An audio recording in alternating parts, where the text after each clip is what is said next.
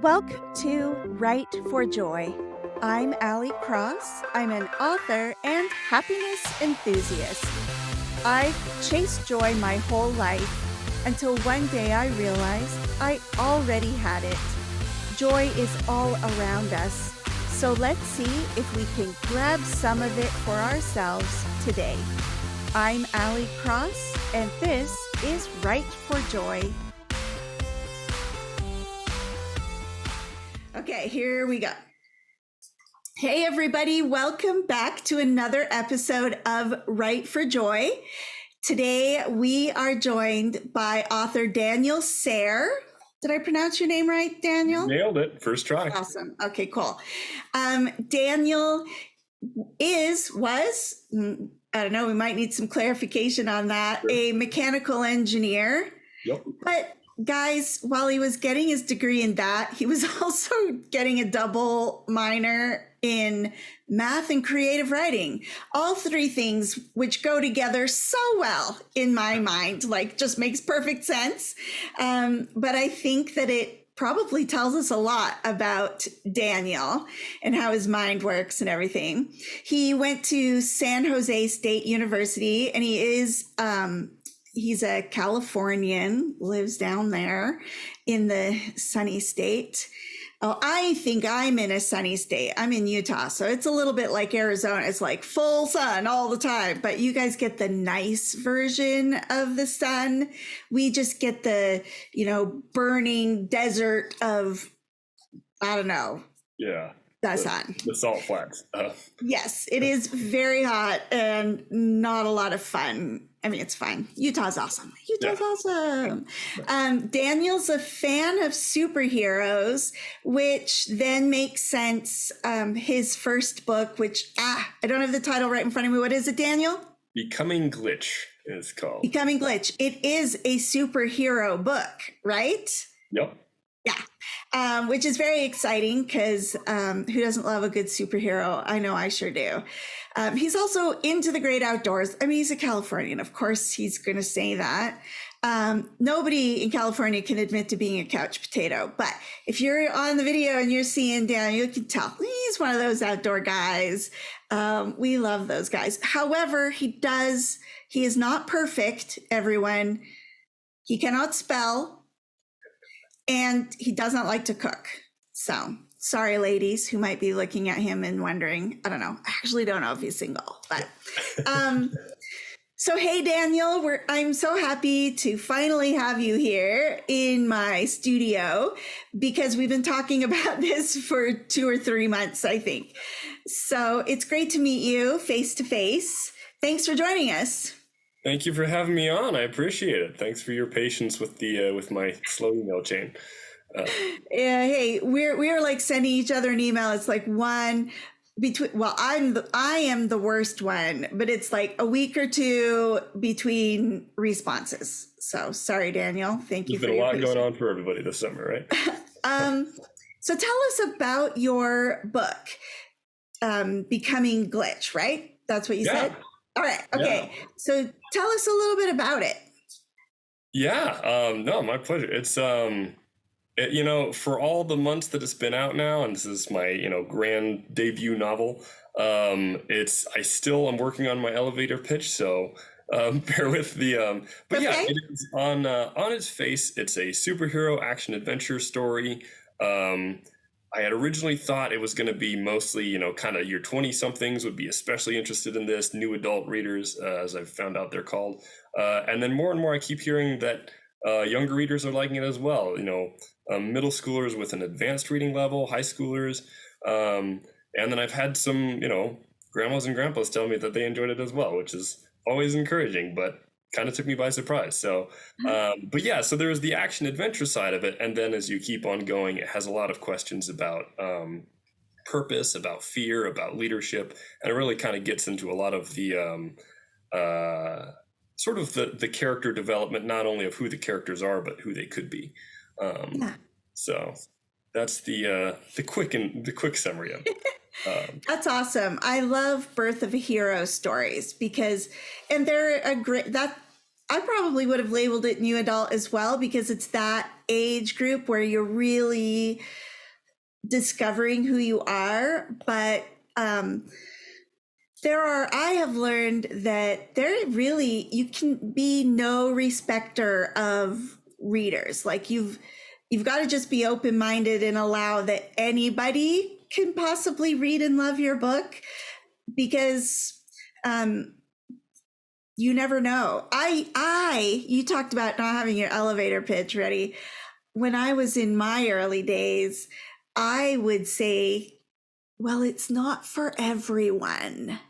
Sure.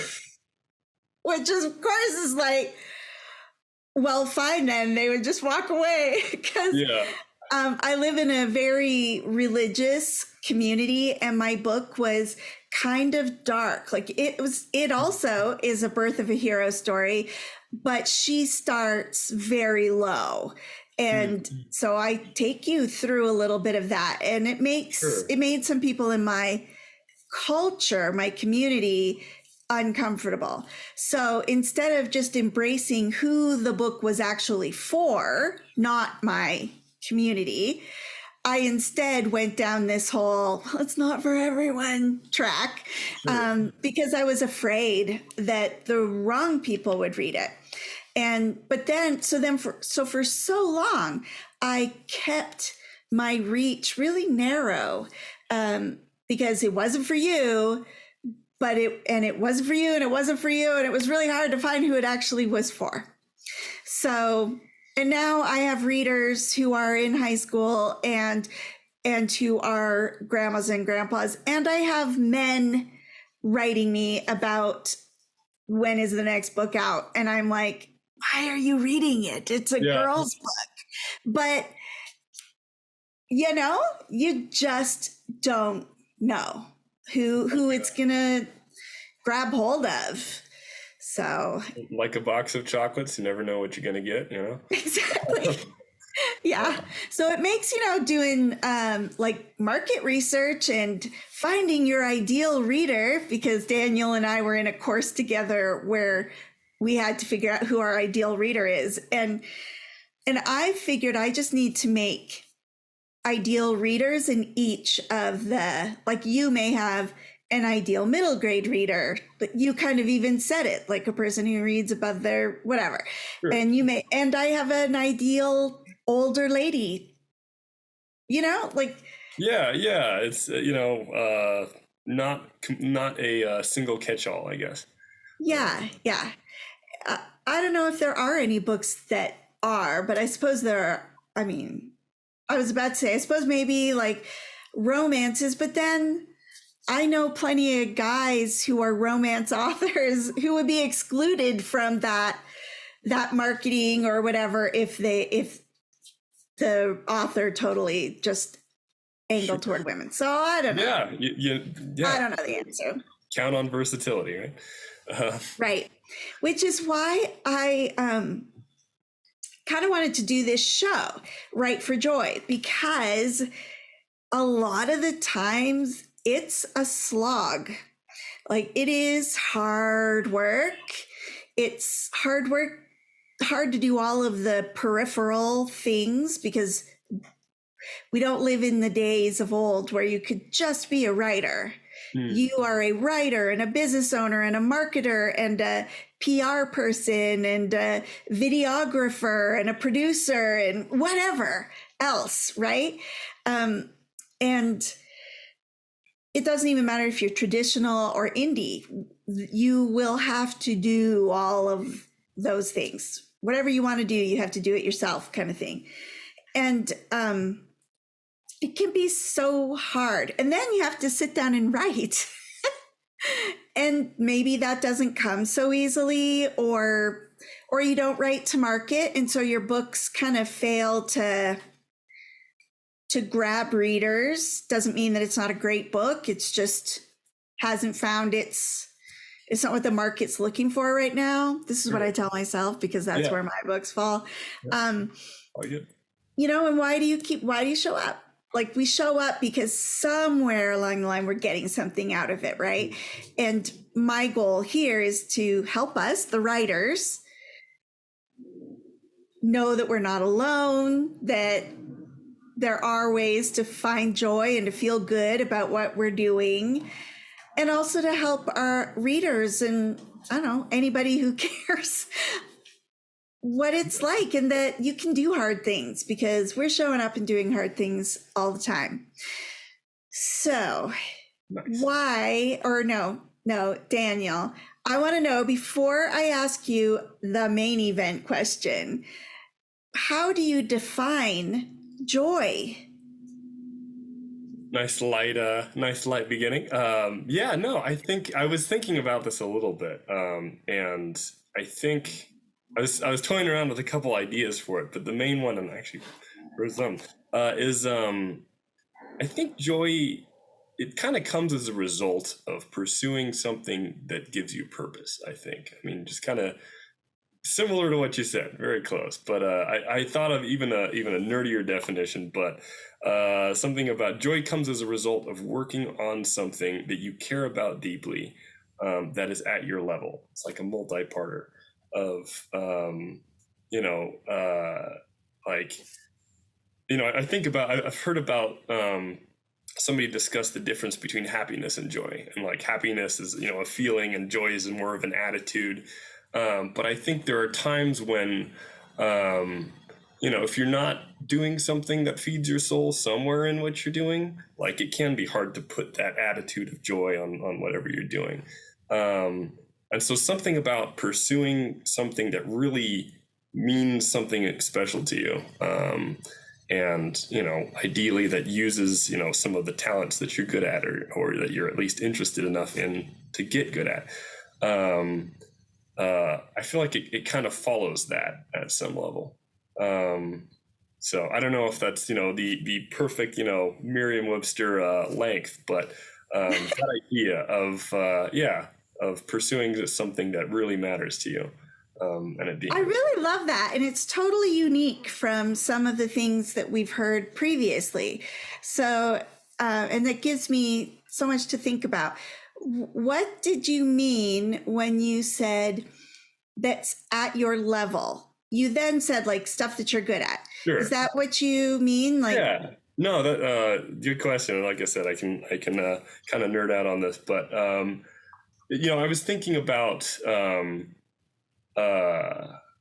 something that, so like in terms of challenge, right? Like I think joy has something to do with challenge as well, and that if you are, if you really want to write a book, and somebody commissions you for this project, for like, I just need you to write the ABCs 50 times.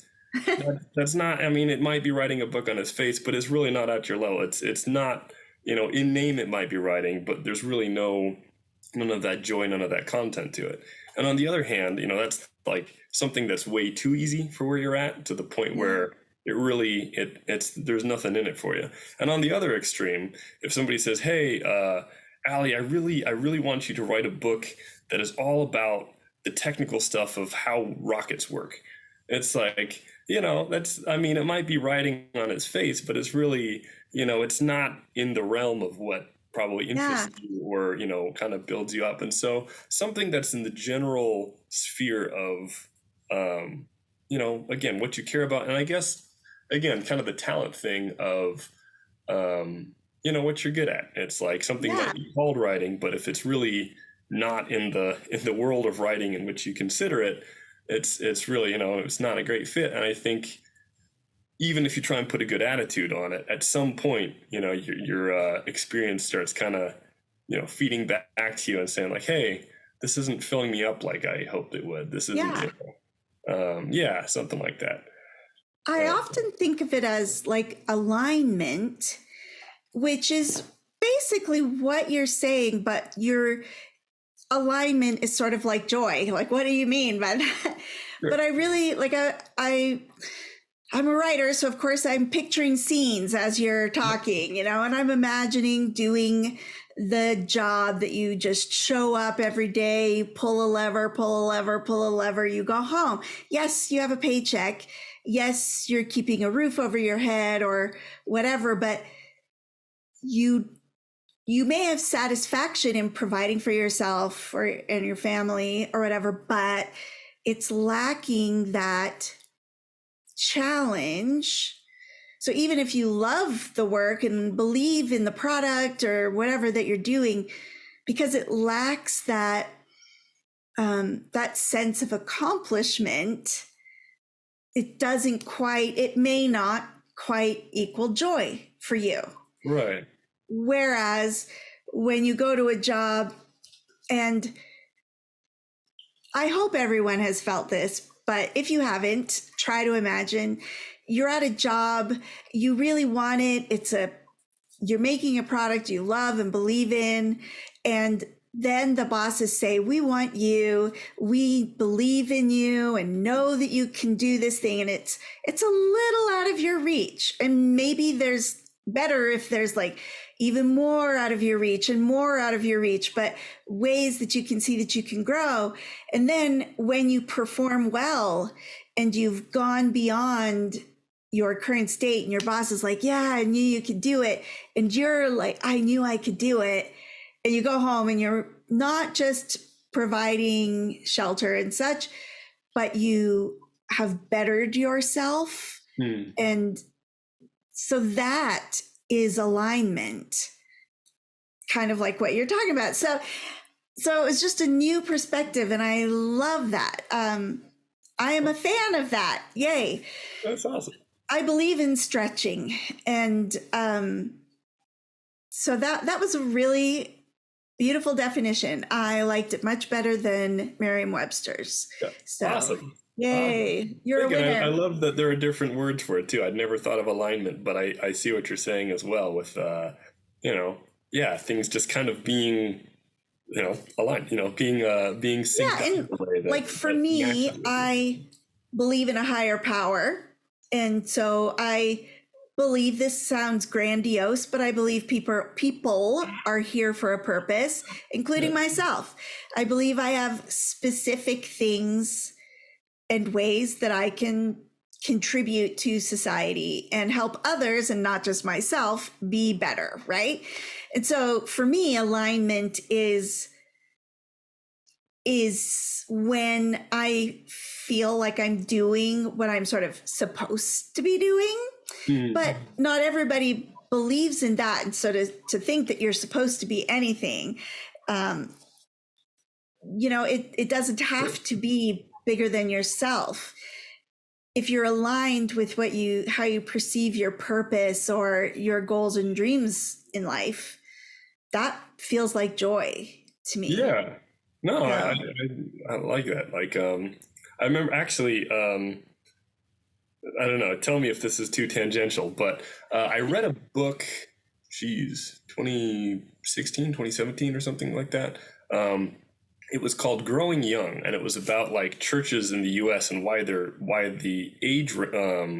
average age is going way up because younger people aren't attending anymore. Yeah. And one of the things it talked about is that, and I mean, it talks about young people specifically, but the same applies to everybody. I think it's just especially focused on young people, saying that people really want a place to, a place to belong. I think it was what was it? Don't blank out now. I think it was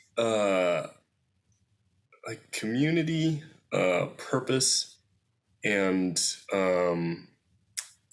something like that, like a mission. It was, man, I'm completely pulling a blank at the moment, but something about like what you do, who you do it with, and I think what you do it for, something to that effect.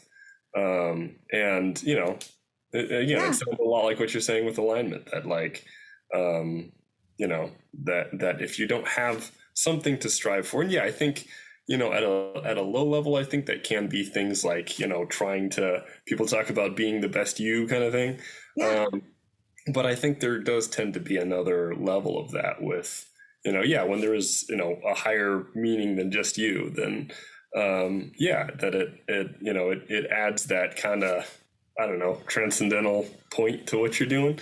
Right. And it doesn't mean that you have to be writing, deep works of fiction that are going to affect the, mankind forevermore. because even the simplest of books have the potential to bring meaning and purpose even to our readers, because if they resonate with your character, they can internalize some of the lessons and the theme or whatever of your story and apply it to their own lives. It can just be one person, but to my mind, even just affecting one person is worth my time and effort. So did you feel that? I mean, there's a glimpse of it in your schooling because you had all of this very left brain kind of stuff going on, and creative writing snuck in there. Like one of these things does not match the other kind of deal. So you obviously had an interest in writing beforehand, but what did drive you to write a book? Like, is this your greater purpose kind of thing, to be a writer? Is that the dream? Or because I'm sure you could do a lot of good as well as a mechanical engineer. And so were you feeling any of that when you started writing Becoming Glitch, or is it something that you are applying retrospectively? That's a good question. Yeah, I mean, I should probably contextualize and say my sister's a writer. She's the real English nerd of the family. So all that stuff, that's me. Oh, so it's sibling rivalry. I see how it is. Of sorts. No, she's been like great. I think there are some grammar things that I think I will never understand, and I will just always be bothering her about. So she has not only the desire to write as well. But she also has more of the. I've continuously throughout this process of publishing my book been going back and saying, "Hey, sis, how do you, what's up with hyphens?" But I don't know. We've also had some good talks about that, and I think she said something about writing is something that you have to do whether or not, or to, for people who end up being a writer is a lot. Like it's something that you feel like you have to do whether or not you get paid. It's really nice to get paid. But I hear that. Again, I think I describe myself as an ideas guy a lot, which I think is kind of a little bit of the overlap between the engineer side and the writer side, as I just kind of, things pop in my head. And, to me, it is a very purposeful thing of just, doing something with that. And I think a lot of my work experience so far, so I am, still doing part-time engineering work, a little bit of consulting stuff on the side, and then trying to kind of explore how far I can go with my writing. I was working on the book, with the last 10 brain cells I had left, at the end of a work day for a long time. Yeah, it really is. It's something I think kind of coming out of COVID, I was realizing this is something I could publish when I retire, or this is something I'm realizing the spot I was in, I could do right now.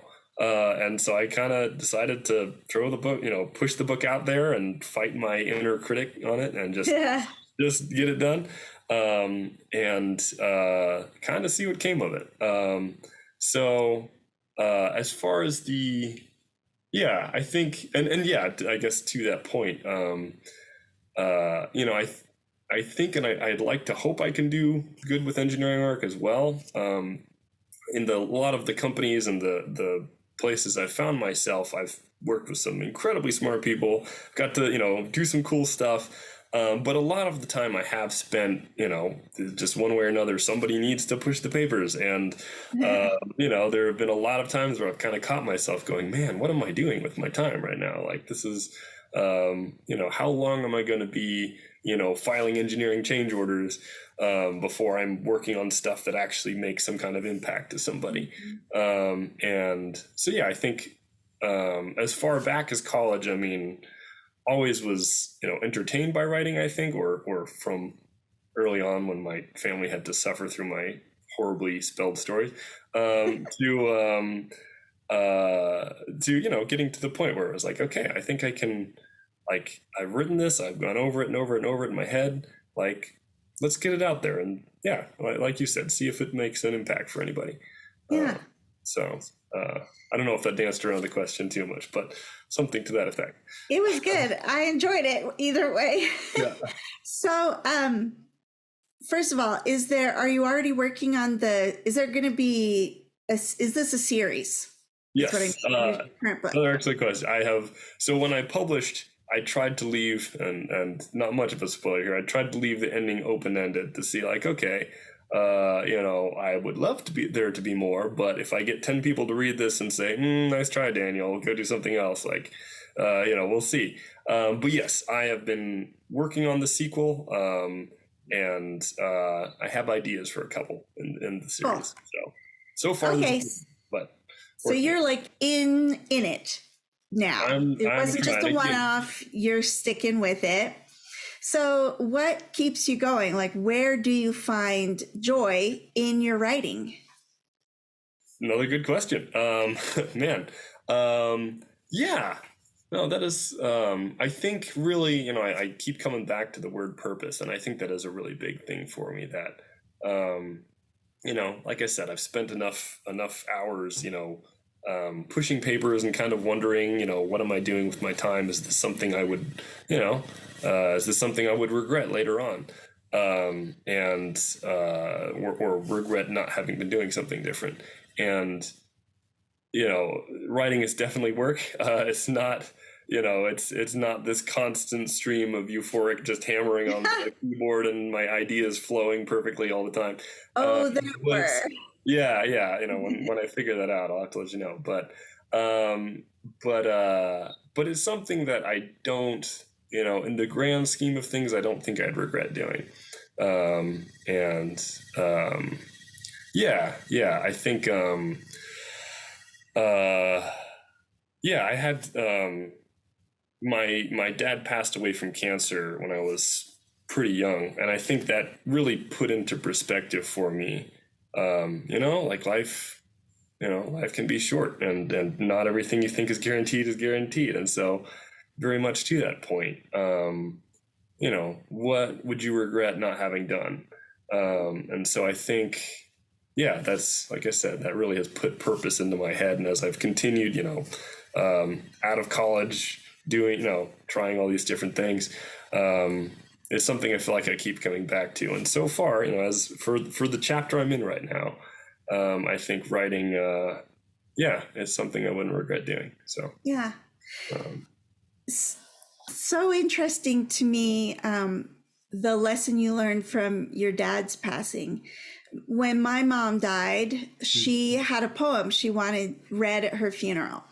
And it's called Risk. It's anybody, you can find it by Googling. There is no author. But basically it's all about regret. And how, we hear that saying, and I also have many brain farts, so I cannot remember, of course, what it is. But the gist of it being that it takes everything worth having takes risk. Like you take a chance, and yes, you can certainly lose, but you can also win. Love, happiness, joy, satisfaction. What's up for the prize is amazing, and the cost is relatively low. But in our typical lives, especially here in the United States, it's kind of flipped. It's like we all want to have something of a guarantee before we jump in with something. And there are no guarantees. So a lot of people are stuck, right? And don't move because they can't decide. They're afraid to take that chance. But my mom died when I was 19. She was my only parent.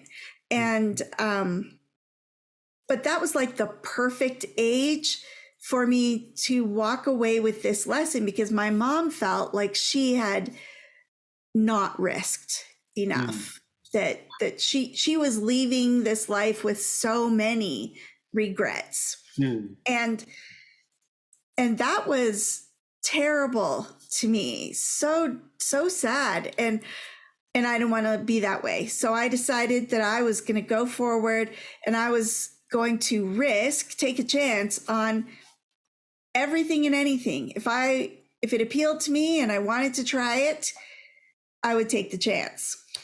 And I failed at a lot of things.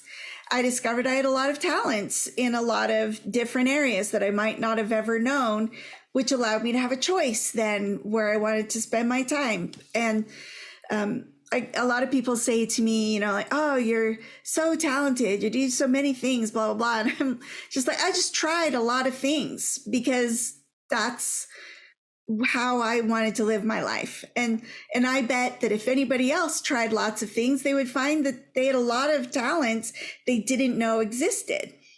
But like you, I didn't ever want to come to the end of my life and regret not having done whatever it was.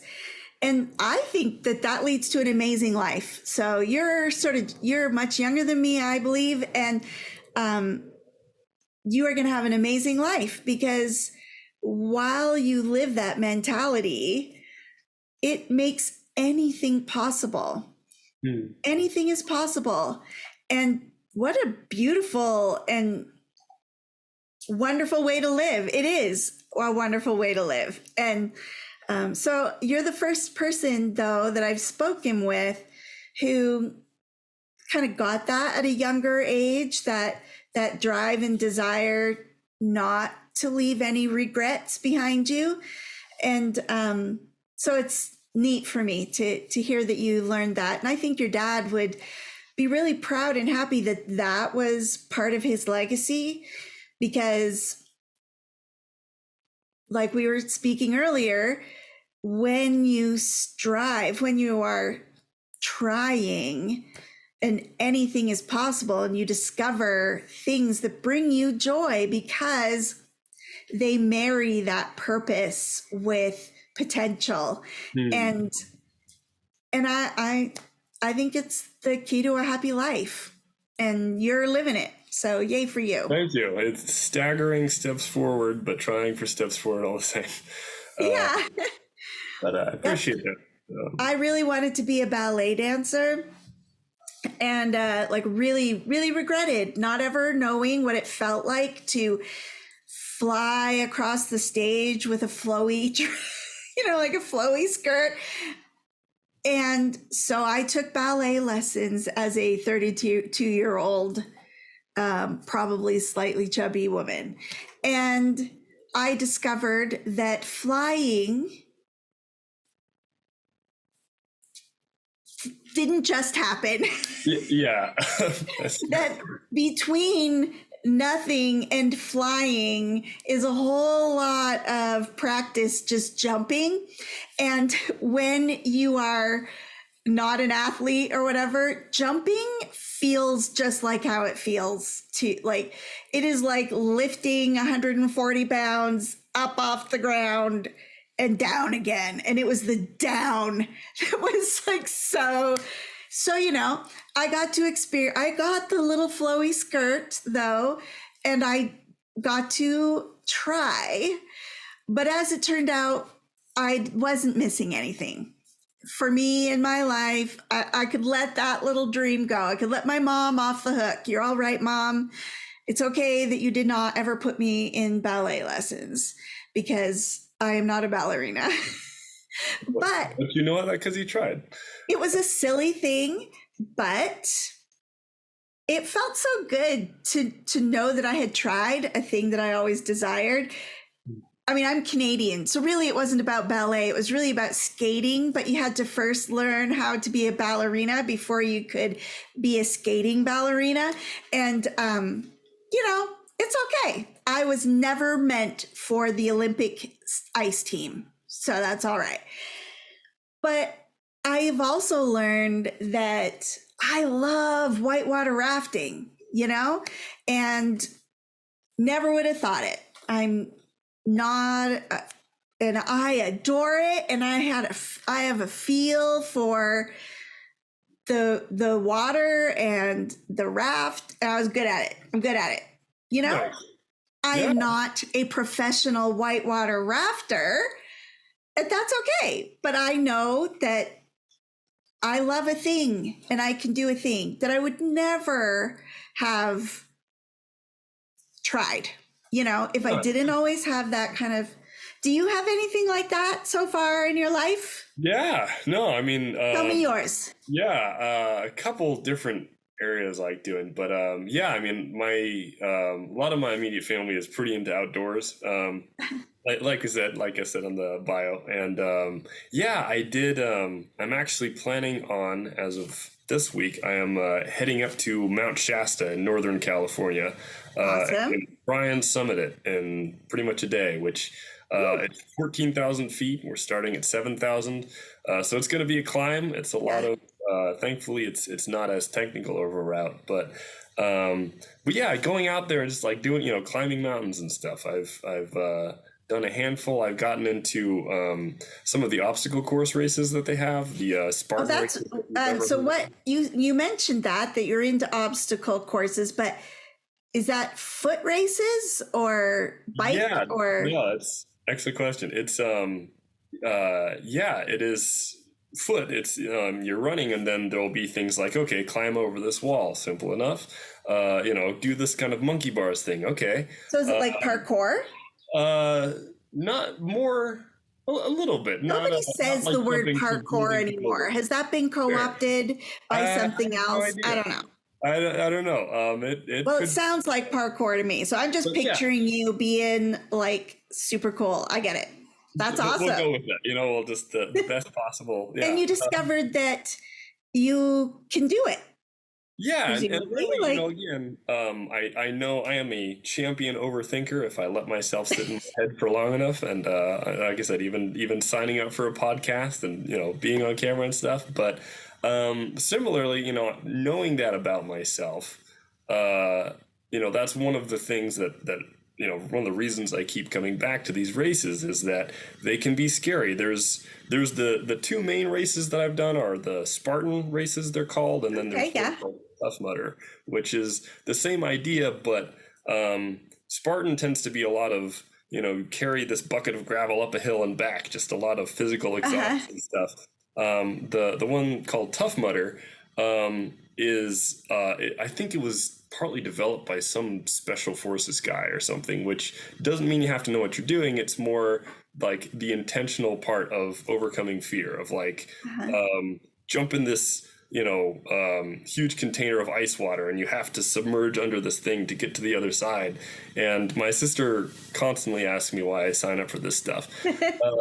But I think there's something in there, just the physical act of like going through something like that. That's like, you know what? Like, you can't think your way around this one. Just do it. Just like Yeah. try it, give it a shot. And I've learned about hypothermia from these things. The first one I did was in Tahoe, way up in Northern California, and it was super cold, and I didn't know what I was doing. I wore a sleeveless shirt, and Oh gosh. and it was the wind was beating on us, and then I jumped in the water, and I got out, and I couldn't feel my fingers, and there was the monkey bar thing, and because I couldn't feel my fingers, I fell in the water in that one too, and then back where I started.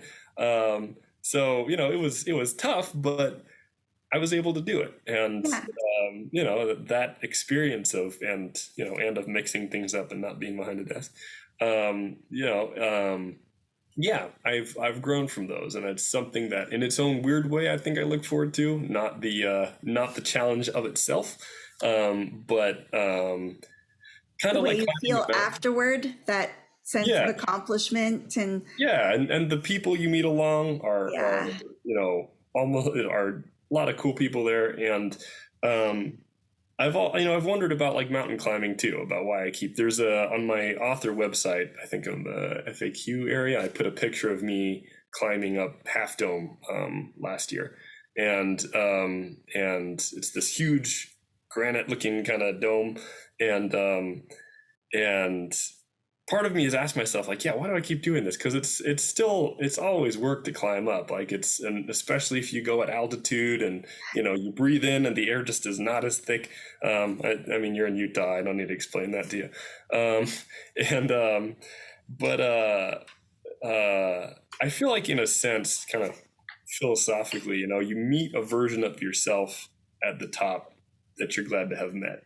You know, like it's the climb is not always easy, and can be a real pain, but being able to look back and know, like, hey, I was at the top of that thing, Yeah. and you know, get the perspective of that, and yeah, you know, speaking of regrets, like, you know, it keeps me coming back. So Yeah, I just love this. I love your perspective and everything because of course I love my perspective. If I could give a gift to everyone in the world, it would be this sense of living without regrets. Doesn't mean you have to like live dangerously or whatever. I mean, Daniel's being dangerous, but like I do living without I do regrets take doesn't mean precautions. you're You going to know, like go throw yourself off a bridge or something. It means I should put the disclaimer in that I do take precautions too. I'm not, you know, I'm sure you do. you know, But isn't it so awesome that your dad gave you that gift, whether he did it intentionally or not?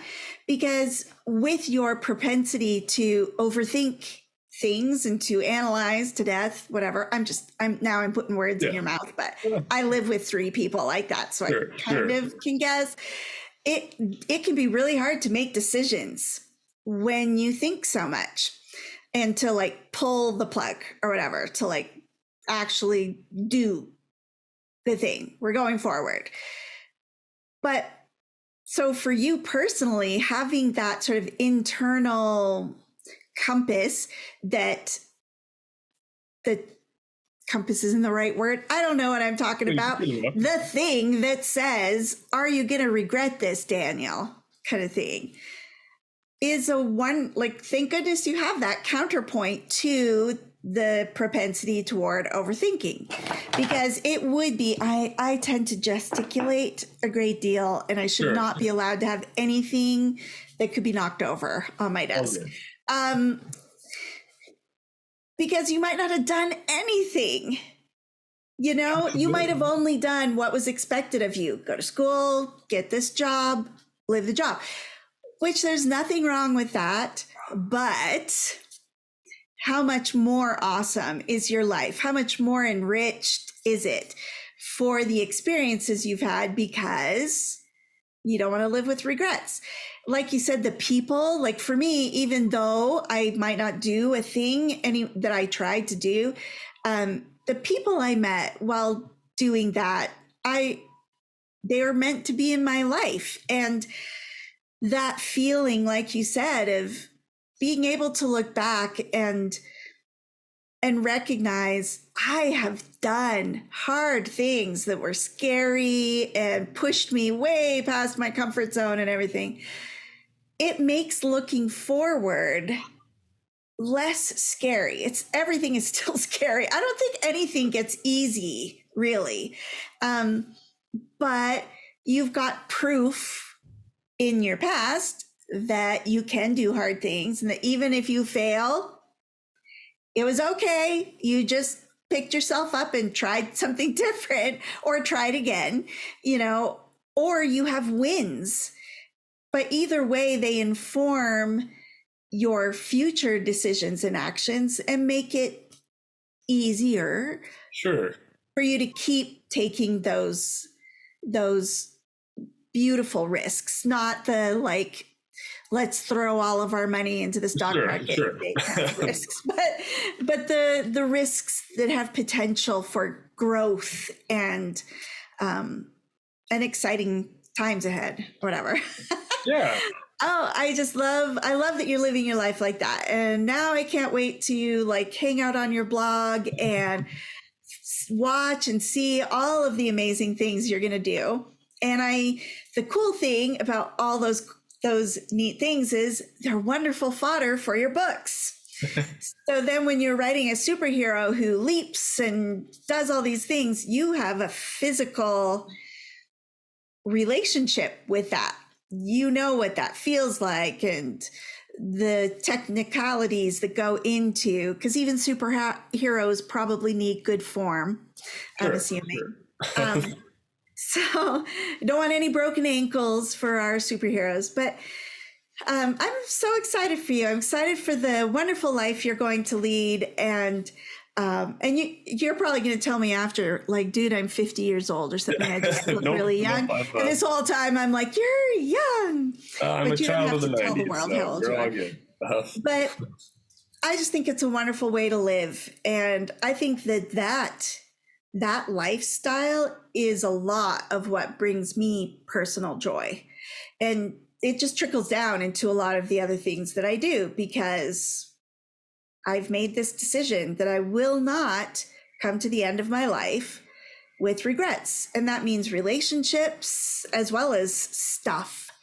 So it's Nice. awesome. That's And awesome. Well, I I'm appreciate excited the for you. encouragement too, because it is, it's and man, I mean, not to shamelessly plug my book or anything, but Hey, this is your chance. but- Please shamelessly plug your book. This is your moment, Daniel. It feels very approprios because I feel like, again, I did that just for you. So that was. I appreciate that. But with I mentioned the character development of the main character. That's a lot of what he goes through. Is it's not a biopic, but the that process of and without going into spoilers, I'll say that the idea of becoming Glitch, which is his superhero alter ego, it runs a parallel track between him and figuring out his super self and what he can do and all that, but also figuring out his attitude of when danger strikes, as the back of the book says. He comes to the point where, even though he knows he has these things he can do, safety is not guaranteed. And he has to choose or over time has to develop who he's going to be, to, how he's going to react to that. And is, what is he willing to, risk for at some level. Yeah. So it is a kind of dual focus book in the sense of the action. I love it. I hope that anybody who is into just full on exciting just superhero fight scenes and all that stuff, I hope you'll be entertained. But if you also come for that development or something to that tune, and again the ideas of leadership and all that stuff that goes in there, there's kind of a background story that develops if you get through the first couple chapters. That some people have told me it takes a while to build up, but stick with it, and there's a story behind the story. So that's awesome. And when do you expect to release the second book? You have an expectation? Wish I knew. Okay. It's coming. I cranking away at the sequel. Like I said, the Becoming Glitch is the first one I've done, so I've never done a sequel. So I am shooting for as fast as I can. Hopefully, ideally somewhere mid 2024. I will see how much time I'm able to put into it, and then what the beta readers say. Right on. Yeah. I'm looking forward to it, and I would love to hear feedback as you have it. Awesome. Well, it's been an amazing time here chatting with you, Daniel. I'm so glad we finally got a chance to meet and talk, because I feel like I've met a kindred spirit, and I'm excited for you because it is an awesome life. And I don't know, writing is hard, but you're taking a chance and you're all in. And I mean, climbing a mountain is hard, but you've done that. So, and writing a book is hard, but you've done that. So you can just keep going. And I really hope that this chat has been as inspiring to people who are listening or watching as it has been to me. Because even though this is my own life philosophy, it sure doesn't hurt to be reminded from time to time. Almost like your testimony of what a great life that is. And it is a great source of joy. So I hope that you enjoyed this chat with us, with Daniel Sayre and myself, and that you'll check out his books. All of the links are going to be in the show notes. And we should all go out and support this indie author, this young guy with his first book, and we want him to write more, right? So we got to buy it, review it, share the love. Thank you for watching the show and for listening. And I wouldn't mind a little love as well. But mostly, I want you guys to go out and find what brings you joy, because it's out there for you if you can find it, and it will make your life amazing. And I want that for all of you. So have a great week, everyone. Thank you, Daniel, for being here. Thanks for having me on. We'll see you guys next week. Bye, everyone.